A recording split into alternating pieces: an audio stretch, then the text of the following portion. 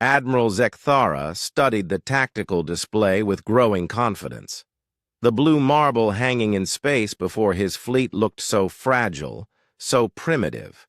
His scouts had reported correctly. These humans had barely mastered interplanetary travel. Their weapons were crude, projectile-based systems, and their defensive capabilities were laughably inadequate by hegemony standards. "Sir, we're detecting some kind of electromagnetic chatter from their satellites," reported his communications officer, mandibles clicking with amusement. "They appear to be talking to each other about something called reality television." The bridge crew erupted in chittering laughter. Zekthara allowed himself a rare smile. After 3 centuries of expansion, the hegemony had conquered 17 star systems. Each species had fallen within days, sometimes hours, of first contact. These humans would be no different. "Begin the standard intimidation protocol," he commanded. "Destroy one of their military installations to demonstrate our superiority, then await their surrender." The first plasma lance struck Edwards Air Force Base with surgical precision. The installation vanished in a brilliant flash, leaving only a perfectly circular crater of glass.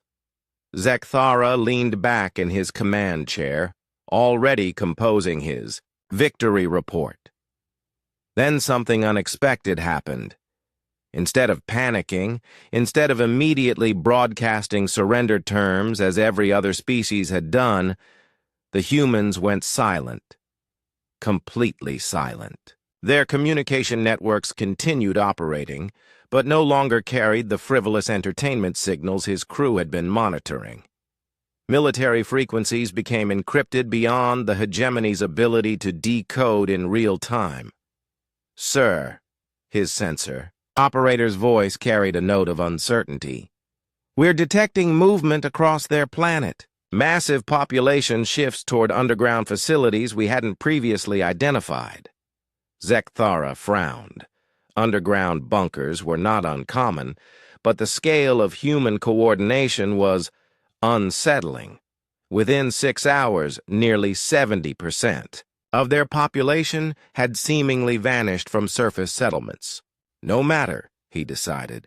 Fear makes prey animals unpredictable. We'll give them another demonstration, then demand their surrender. The second strike targeted what appeared to be a major population center, New York City.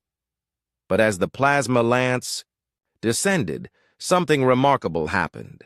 A shimmering barrier of energy erupted around the city, absorbing and dissipating the attack harmlessly.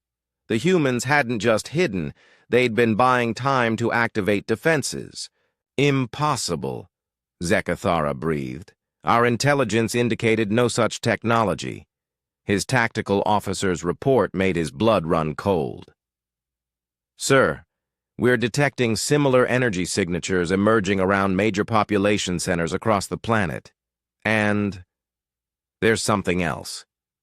The main display shifted to show space around Earth.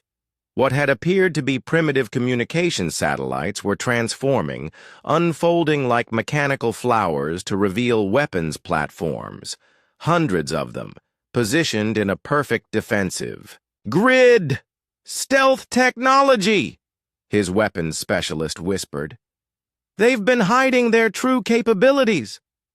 But the real shock came when his sensor array detected massive energy signatures from the far side of Earth's moon. Something huge was moving. Multiple somethings, each easily the size of a hegemony dreadnought. Captain Sarah Chen smiled grimly as she watched the alien fleet through the periscope of Lunar Defense Platform Omega. The underground facility had been humanity's best-kept secret for 30 years, ever since the first detection of potentially hostile alien signals from the Proxima Centauri system. "Weapons hot, Captain," reported her gunnery officer. "All platforms report ready."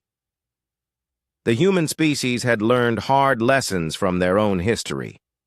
They knew that in the cosmic arena, appearing weak while building strength was often the difference between survival and extinction.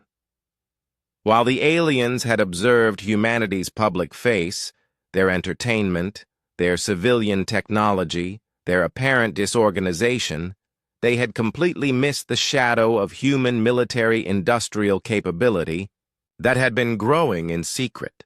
Signal from Earth Command, ma'am. Operation Boomerang is a go. Chen nodded. The name was fitting. Let them throw the first punch. Humans would throw the last one.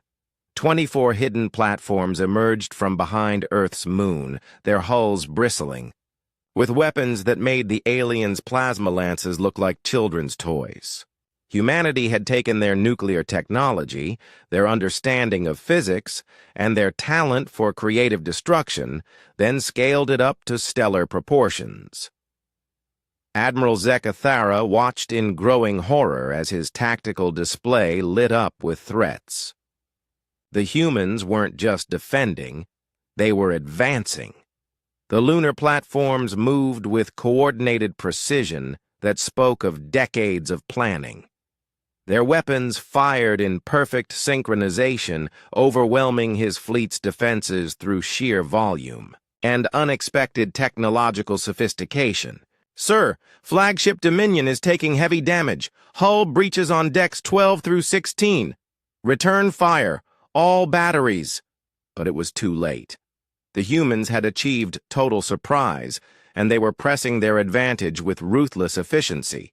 What should have been a simple conquest had become a desperate fight for survival.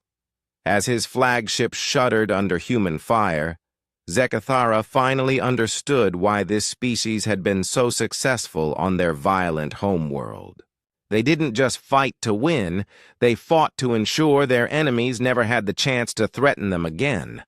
The last thing he saw before his ship's reactor went critical was a human transmission, broadcast in perfect hegemony standard. This is Admiral Rebecca Torres of the United Earth Defense Force. You came to our home uninvited. You attacked our people without provocation. Consider this humanity's formal introduction to galactic politics. The wreckage of the hegemony fleet would orbit Earth for exactly 1 week before human salvage ships collected every piece of alien technology. Within a month, reverse-engineered improvements would be incorporated into Earth's expanding fleet. The galaxy had underestimated humanity's defenses.